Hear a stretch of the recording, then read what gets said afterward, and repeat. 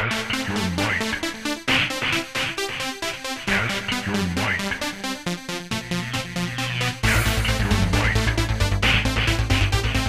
Test your might. Karate Club! The KU Karate Club is a great way to stay in shape, get a good workout in, and get your self-defense skills up. Here's Dr. Postiglione to tell you a little bit more about it. Quincy Dojo was created in 1981, and it originally started out at the YMCA, and then some satellite dojos were created off that YWCA, one in Payson, one in Liberty, and I don't know the exact date. I don't have the exact date written down. It was several years later in the 80s that the Quincy University Dojo was created. And the first instructor was Dr. John Brennan, who was an economics professor. And he was the dojo leader probably from the late 80s for about 8-10 years or so.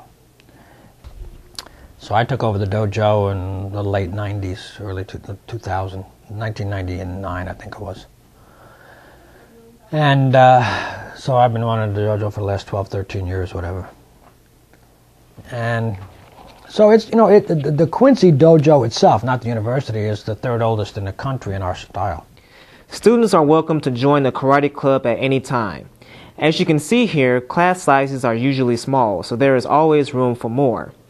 There is a one-time fee for $10 to join the class, but for the most part, the karate club is a non-for-profit organization. All of the dojos are not-for-profit. We cannot charge for our instruction. We cannot make money off our students, and all of the dojos are affiliated with universities or YMCAs or some kind of not-for-profit institution. All right, so he reaches up inside, grab. Instructor Postiglione teaches many different styles of karate. The style he focuses on the most is the self-defense style because it is more practical for college students who are at a mature age to learn it. Yeah, one of the things that I do in our dojo is I cross-train the students. We do some Aikido. We do some Akijitsu. We do some, basic judo wrestling moves, like where someone's got you pinned and they've got their knees, against your rib cage and they're holding your arms down and they're bigger and stronger than you, and how do you get them off you?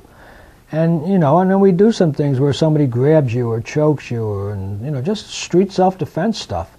And, where you're not in some kind of formal karate, stance, but you're just out on the street. And the Japanese call it go shinjitsu, which is self-defense. The students I've trained over the years, some of them just like to fight. They just wanted a place where they could fight, and learn to fight, and they like it. And some do it for self-defense, because they want to learn how to protect themselves. And and I think, but in our style, there's always an element of self-improvement and, testing yourself and overcoming your fears and your anxieties. And, the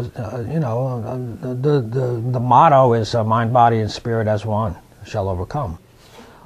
While acquiring self-defense skills is very important, Instructor Postiglione does stress that talking your way out of a potential fight is always the first step to go. I always tell the students, talk your way out of it first. If you have to apologize, apologize. You don't have anything to prove to anybody, But don't jump into some, horse stance or back stance like Morpheus out of the Matrix and, bring it on, You're making an idiot out of yourself, number one. You're showing off, number two. And secondly, you're giving away, especially for people our size, our biggest advantage. They don't know we know martial arts. He followed that up with a very interesting story. The last time I was ever called out to actually fight somebody was right here on campus. I don't know if I ever told you this story. They were building a fitness center, so we moved the PE class that I teach over to basically what is now the Hall of Fame room, which used to be called the Gym Annex. And it opened out onto Oak Street. And I was teaching the PE class, about 15 students in it. And I noticed towards the end of the class, last 10, 15 minutes, there was some big, tall guy just watching us. So the class got over and the kids all left, and I took my gi top off and folded it up and put my belt away and put on a t-shirt. And this guy comes walking over and he goes, "Hey man, let's see what you got." I said, what? He said, oh, let's see what you got. I said, well, have you got some martial arts training? Would you let them work out together for a while? He says, no. He says, man, I was watching you. You know, you're pretty good. You know what you're doing. He says, you know. He says, but I'm, you know, bigger than you, stronger than you, younger than you. I don't know if I'm quicker than you, but, you know, it'd be interesting to see if, you know, if I could take you. I said, you want to fight? And the kid says, yes. And I said, go away. I said, you know, I could have 10 black belts and still get my butt kicked. And he says, no, come on, man, you and me, nobody's around. So then he took a step towards me, and I put my hands up, and I said, don't. I said, just stop. And I said, you really want to do this? And he says, yeah. I said, okay, 2 things. So he says, so, you know, before you kind of gave me this, you know, yeah, what's that? I said, well, you got to throw the first thing. I don't care, punch, kick, tackle, whatever, you know, because I'm not going to go to jail for some punk like you. Because I throw the first technique, I'm going to be in trouble. So he got real cocky, and he said, okay, what's the second? And I said, don't make a mistake. I said, because you are bigger than me and younger than me and stronger than me. So I'm going to have to end this as quickly as I can. And if I have to hurt you to end this, I'm going to do it. So you want to do it, bring it on. Next semester, the QU Karate Club will have classes that will be held on Tuesdays and Thursdays from 3:30 p.m. to 5 p.m. For more info on the QU Karate Club, you can feel free to email Instructor Postiglione at his QU's email address, or you can visit his second floor office in Francis Hall.